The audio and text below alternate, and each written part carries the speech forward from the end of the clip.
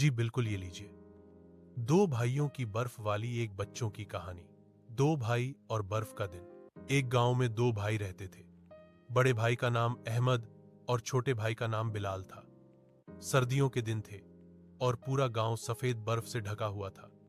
दोनों भाई बर्फ देखकर बहुत खुश होते और रोजा खेलने निकलते। एक दिन अहमद और बिलाल ने बर्फ का एक बड़ा सा आदमी स्नोमैन बनाने का फैसला किया।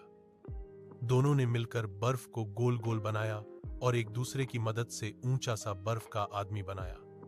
अहमद ने गाजर लाकर उसकी नाक बनाई और बिलाल ने कोयले से आंखें बनाई। देखते ही देखते एक खूबसूरत बर्फ का आदमी तैयार हो गया। जब बर्फ का आदमी तैयार हो गया तो दोनों भाई खुशी से तालियां बजाने लगे। अचानक बिलाल ने कहा, भाई, अगर हम मिलकर कुछ करें तो वह जल्दी और अच्छा हो जाता है। अहमद ने मुस्कुराकर जवाब दिया, हाँ बिलाल, अकेले काम करने से बेहतर है कि हम साथ मिलकर करें। इससे काम भी आसान हो जाता है और मजा भी आता है। उस दिन के बाद दोनों भाई हमेशा एक दूसरे का साथ देते और हर काम मिलकर करते थे। इस कहानी से सबक मिलता है कि भाईचारा और मिलकर काम करने से प्रेम बढ़ता है और मुश्किल आसान हो जाती है।